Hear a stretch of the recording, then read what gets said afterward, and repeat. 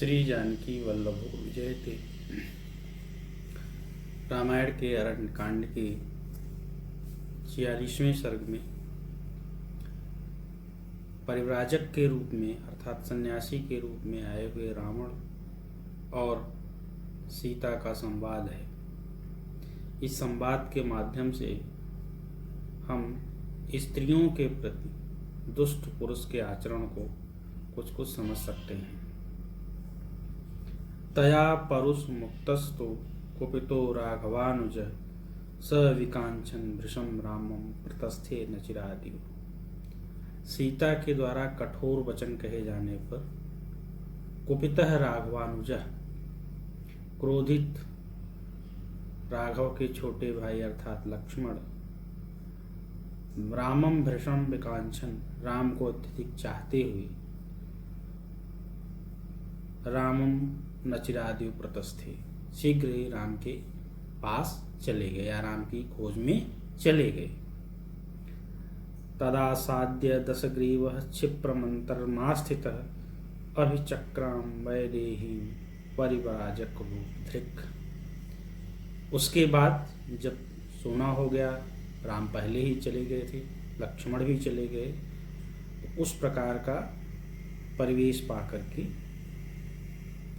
अंतर्मासित, पास में ही कहीं छिपा हुआ था, दशग्रीवः रावण परिव्राजक रूपधृक्, सन्यासी का वेश बनाने वाला बनाया हुआ रावण वैदेहीं अभिचक्राम, वैदेही के समक्ष चला गया। लक्षण काषाय संवीतः शिखी छत्री उपानहि वामे चांसे अवसज्जात शुभे यष्टिकमंडलू। सुंदर गेरुए रंग का वस्त्र, शिखा, छाता, पैरों में जूते और सुंदर बाएं कंधे पर एक दंड और उसमें कमंडल धारण किए हुए था। परिव्राजक रूपेण वैदेही मन्वर्तत तामा ससादति बलो भ्रातृभ्याम रहिता बने। परिव्राजक के रूप में वैदेही के पास गया, सन्यासी के रूप में वैदेही के पास गया और भ्रातृभ्याम रहिताम बने, जो वन में दोनों भाइयों से रहित थी। अति बल हमने अत्यधिक बलवान, बहुत बलशाली था, लेकिन फिर भी परिव्राजक के रूप में गया। तो परिव्राजक के रूप में क्यों गया? क्योंकि उसको सीता से बात करना था और बात करके उनकी मति को अपनी ओर उन्मुख करना था। तो अगर किसी और वेश में जाता तो सीता बात ही न करती, विश्वास ही न करती। परिव्राजक अर्थात सन्यासी किसी को नुकसान नहीं पहुंचाता, क्योंकि उनकी लोक संबंधित कोई इच्छा नहीं होती, उनके लिए कुछ लाभ नहीं होता, तो उनके ऊपर सभी विश्वास करते हैं, इसीलिए वो परिव्राजक के रूप में गया। रहिताम सूर्य चंद्राभ्याम संध्यामेव महत्तमः। वह सूर्य चंद्र से रहित जैसे संध्या होती है, उसी प्रकार से बालाम राजपुत्री यशस्विनी ततः ताम अपश्यत। उन राजपुत्री बाला अर्थात जिनकी अभी किशोर अवस्था थी, यशस्विनी सीता को उसने देखा। रोहिणीम शशिनाहीनाम ग्रहवत वृषदारुण, और ऐसे देखा जैसे कोई भीषण और कष्ट देने वाला, अत्यधिक कष्ट देने वाला कोई ग्रह चंद्रमा से रहित रोहिणी को देखता है। तमुग्रम पाप कर्माणम जनस्थान गता द्रुमा, उस उग्र पापाचारी को देख करके जनस्थान के वृक्ष संदृश्य देख करके न प्रकंपन्ते, उन्होंने हिलना बंद कर दिया।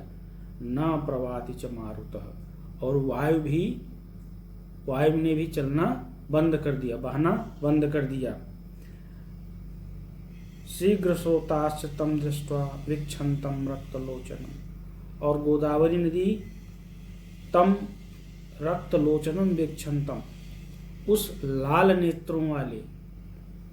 नेत्रों वाले रावण को अपनी ओर दृष्टिपात करता हुआ देख करके जो शीघ्र बहने वाली गोदावरी नदी थी, स्तिमितम गंतुमारे भी भयात गोदावरी नदी। भयपूर्वक, भय के कारण धीरे धीरे मंद मंद बहना प्रारंभ किया। रामस्य त्वंतरम प्रेप्सु दशग्रीवस्तदंतरे। राम से बदला लेने का इच्छुक रावण उस समय कुप्तस्थे च वैदेहीं भिक्षुरूपेण रावण भिक्षा के लिए, भिक्षु रूपेण मान भिक्षुक के रूप में, सन्यासी के रूप में तो था ही, और भिक्षा के हेतु वैदेहीं जो उपस्थे, वैदेही के समक्ष उपस्थित हुआ। स तां पद्मपलासाक्षीं पीतकौशेयवासिनीं अभ्यगच्छत् वैदेहीं हृष्टचेता निशाचरः वैदेहीं अभ्यगच्छत्। वह प्रसन्न चित्त, क्योंकि उसका मनोरथ पूरा होने वाला था सीताहरण का, तो इसलिए वह हृष्ट प्रसन्न चित्त था। तो वह प्रसन्न चित्त निशाचर कमल और पलाश के समान नेत्रों वाली, रेशमी पीतांबर को धारण करने वाली वैदेही के पास, उन वैदेही के पास गया। दृष्ट्वा कामसरा विद्धो ब्रह्मघोषम मुदीरेण। और वैदेही को देख करके काम वासना से विद्ध होकर के ब्रह्मघोषम उदीरेण, ब्रह्मघोष करते हुए, हम महावाक्य आदि का उच्चारण करते हुए, अब्रवीत प्रसृतम वाक्यम रहते राक्षसाधिपः। वह राक्षसों का राजा रावण सोने वन में प्रसृतम वाक्यम अब्रवीत, विनीत वाक्य बोला।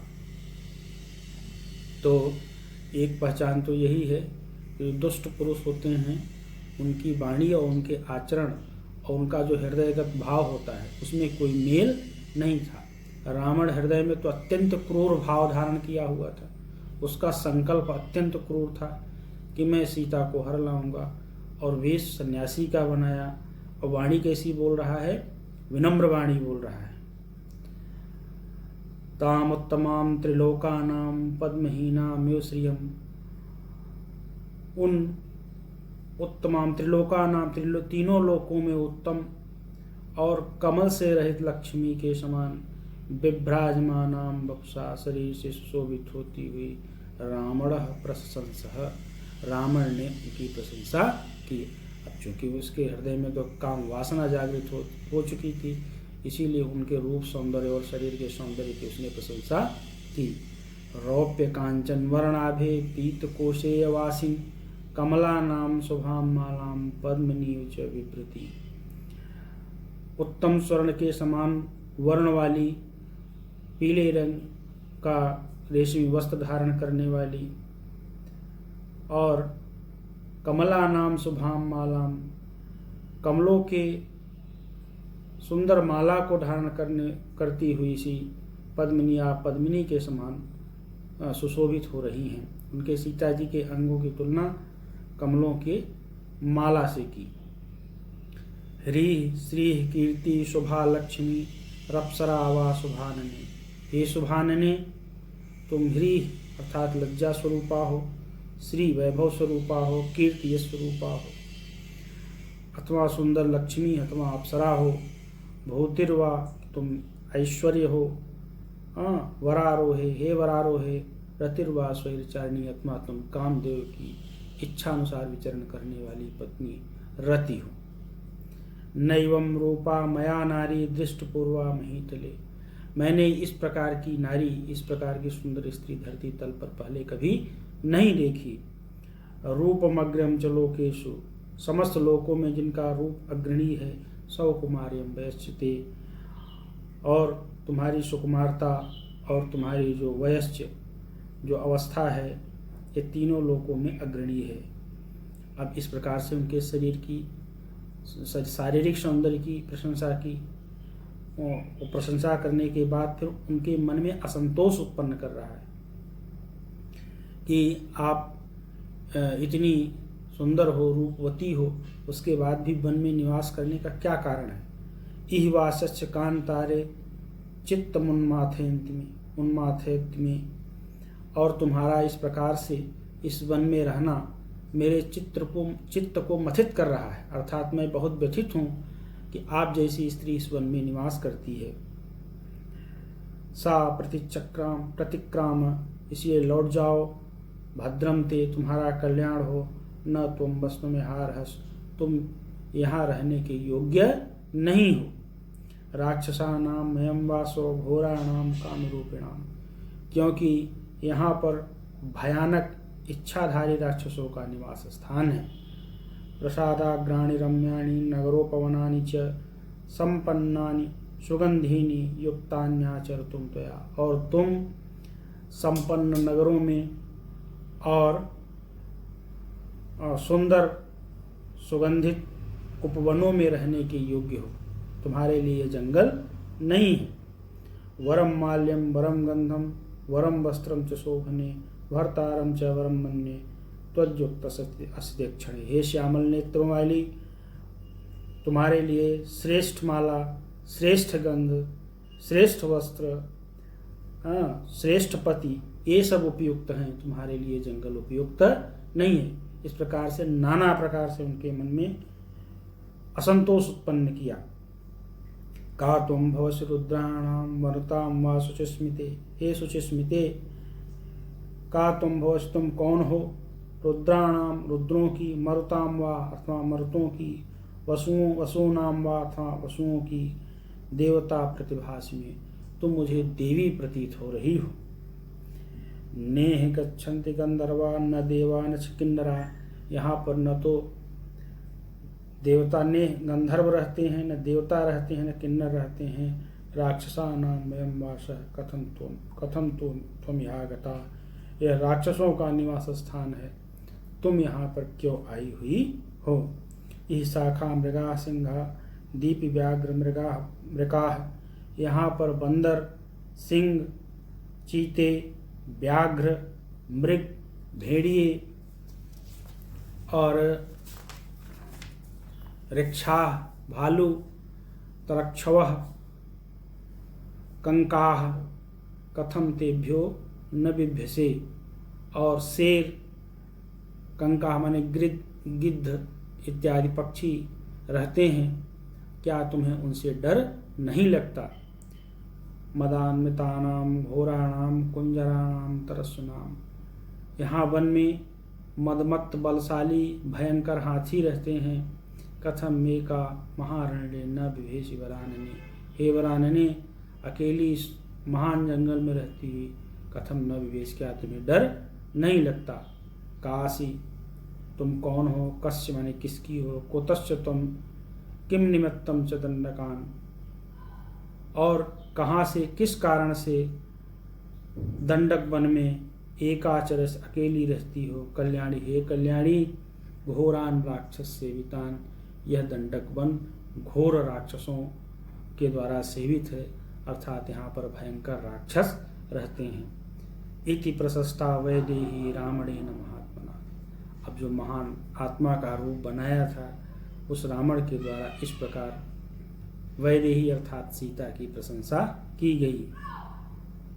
द्विजाति वेशेण ही तम दृष्ट्वा रावणमागतम सर्वैरतिथि सत्कारै पूजयामास मैथिली। मैथिली ने ब्राह्मण के अर्थात सीता ने ब्राह्मण के वेश में आए हुए उसको देख करके सभी प्रकार के उचित सत्कारों के द्वारा उनकी पूजा की। उपनीय आसनम पूर्वम, पहले आसन लिया। पाद्येन अभिनिमंत्रित, और उसके बाद पैर धोने के लिए जल दिया। भोजन के लिए निमंत्रित किया। अब्रवीत सिद्धमित्येव तदा तम सौम्य दर्शनम, जो सौम्य दर्शन था जिसका अर्थात महात्मा का रूप बनाया हुआ था, उसको कहा कि भोजन तैयार है। सिद्धमित्येव तदा तम अब्रवीत, उनको कहा कि भोजन तैयार है, आप इसे ग्रहण कीजिए। द्विजाति वेशेण समीक्ष मैथिली समागतम पात्र कुसुम धारिणम, ब्राह्मण के वेश में आए हुए और पात्र और कसाय वस्त्र, गेरुए रंग का वस्त्र धारण करने वाले उसको देख करके समीक्ष मैथिली ने अशक्य मुद्देष्टुमुपाय दर्शनान निमंत्रित ब्राह्मणवत् तथागतम, और मैथिली ने समझा कि इसकी उपेक्षा नहीं की जा सकती है। जब घर में कोई नहीं था तो अशक्यमुद्देष्टुम उपाय दर्शनान, और उसने ऐसे अपना रूप बनाया था कि एकदम ब्राह्मण प्रतीत हो रहा था, तो इसलिए उसको निमंत्रित, भोजन हेतु निमंत्रित किया, ब्राह्मण के समान उसको निमंत्रित किया। इयम ऋषि ब्राह्मण काममास्यताम, यह चटाई है, हे ब्राह्मण यह चटाई है, इस पर बैठिए। इदम च पाद्यम प्रतिगृह्यताम, और यह पैर धोने के लिए जल है, इसको ग्रहण कीजिए। इदम च सिद्धम मनजातमुत्तमम तदर्थम अव्यग्रहोपभुज्यताम, और यह तुम्हारे लिए तैयार किया हुआ मन में मिलने वाला उत्तम कंदमूल इत्यादि है, इसको आप अपनी इच्छा अनुसार ग्रहण कीजिए। अर्थात एकदम सीता ने रावण का ब्राह्मणोचित सत्कार किया। निमंत्रमाणः प्रतिपूर्ण भाषिणी नरेंद्र पत्नी प्रसमीक्ष मैथिली, सीता के द्वारा भोजन हेतु निमंत्रित किए जाने पर और सब तैयार है, अर्थात भोजन तैयार है, इस प्रकार कहे जाने पर रावण नरेंद्र पत्नी, राजा की पत्नी अर्थात भगवान श्री रामचंद्र जी की पत्नी, मैथिली प्रसमीक्ष, सीता को देख करके प्रसह्य तस्या हरणे, बलपूर्वक उनके हरण के लिए दृढ़ मनः समर्पयामास, अपने मन में दृढ़ता पूर्वक संकल्प किया। बधाय रावणः, अपने वध के लिए दृढ़ता पूर्वक संकल्प किया। तो इस प्रकार से दुष्ट पुरुष की यही पहचान है कि उसके रूप में और आचरण में तथा वाणी में कोई मेल नहीं होता है।